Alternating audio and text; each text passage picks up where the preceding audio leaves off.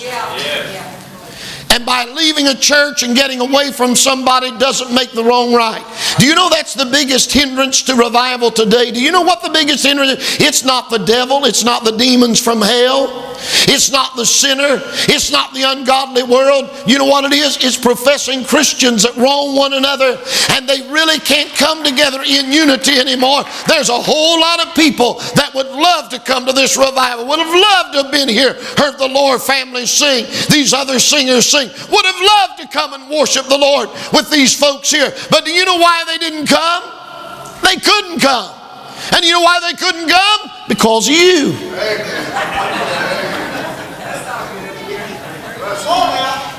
See, they leave without things being right.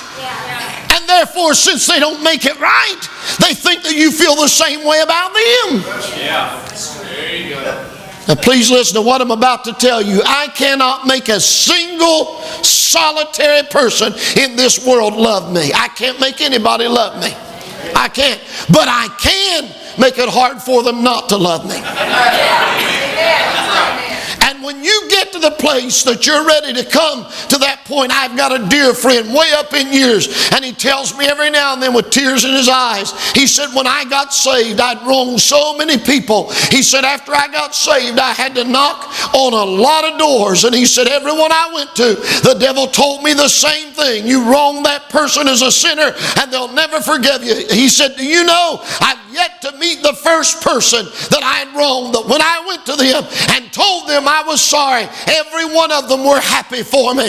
And they've been the greatest friends I've ever had in this world. The devil will lie to you and tell you it doesn't do any good. But I've got news for you tonight. If you've wronged somebody, the best thing you can do when you leave this service tonight is pick up the phone and make a call or write them a letter. Don't write them a letter and tell them all the things wrong they've done. You look at them and you say, I'm sorry. I want you to forgive me. I'm going to heaven and I want to do what's right, and I want to make things right when I possibly can. Amen. Well, maybe you'll do better with this one. It's the last one anyway. There are some things that they only get worse and they'll never get better unless God repairs them. Some things only God can fix. Now see, what's wrong? We've got so many specialists in the world today that have all the answers. You don't believe they have the answers? We have a TV channel for everything anymore. Everything from telling you how to raise your rose bushes, to raise your children, to invest your money. We've got a channel for everything. In fact, if you don't know how to do it, I asked a little fellow the other day, I said, how'd you learn how to do that? YouTube, he said. You can find the answers to everything today. But even though there's a lot of answers out there and there's a lot of wise people, there's some things that only God can fix. Physically, there's some things that only God can fix. I stepped inside of a room the other day, and a man told me about the cancer that he had, and he said, there's nothing they can do.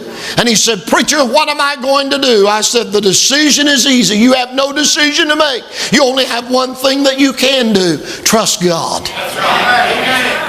Sometimes the best option is to have no other option than God, because God can do anything. He is not limited by time, by space. His power is not limited. His ability is not limited. All things are possible to them that believe. And when I reach the place that I cannot do it by myself, I can cry out to God, and God is always able to do what I cannot do or nobody else can do for me. Physically, some things you can't do. Financially, sometimes you're at a place that nobody knows about it. Nobody understands what's going on. You're at a place where you feel like you're not going to make it. Nobody else can help you. The bank's turned you down. The credit card companies have canceled all your cards. There's no more money. There's no more loans. There's no more friends. But can I tell you this? I've never seen the righteous forsaken, nor his seed begging bread. God will never fail at His word. He will do everything that He said that He would do. I have seen people pray, not tell a single person testify on the other side of it how God brought total strangers into their life to help them at the exact time that they needed help. I'm telling you folks, God can do it.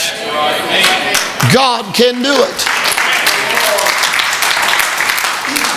But then spiritually, there's some things that'll never get better. It'll only get worse unless God repairs it. That's sin. Now here's our problem in this country. Stay with me just a couple more minutes if you will. This is a real problem that we have. Because now with the onslaught of all the new religions and all the philosophies of life and all of the education, we actually, do you know why that evolution has been such a pillar for liberal America and the world today? Do you know why that's such a pillar of philosophy? Because really, if this world evolved and is evolving into perfection, they're teaching that the same thing will happen to people. That eventually people will get better and better and better and better.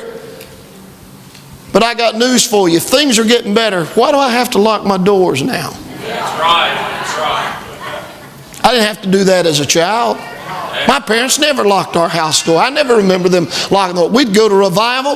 Dad had one revival 13 weeks straight. I never remember locking the door one time. I never remember Dad looking to Mom and saying, "Did you set the security alarm before we left?" We never even had one. Closest thing to a security alarm we had, his name was Shep, and he was a German Shepherd. And the security alarm was when he growled or barked. That was it. We never had all of that. We never locked the doors of the automobile. You didn't have to worry about people stealing or taking things. I go into churches today, and this is the truth before the Lord. He knows it's the truth. I go into churches today that I wonder, am I walking into a church or a prison? They've got bars on the windows and steel bars on the doors, and everything's got a lock and an alarm and a buzzer on it because we live in such a corrupt world. If things are evolving and getting better and man's doing so well, why do we live like that?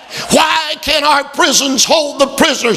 Why now do they have to wait 9 months, 10 months, 12 months to sentence people to jail sentences because the prisons are full? Why are all of the counselors absolutely swarmed with people? Because people are trying to find a way out of their wrong and find another way and find another channel. But may I remind you, there's some things that only get better if God makes it better.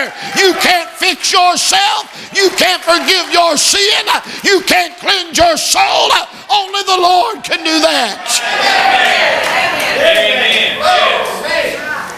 Oh, but I'm doing better.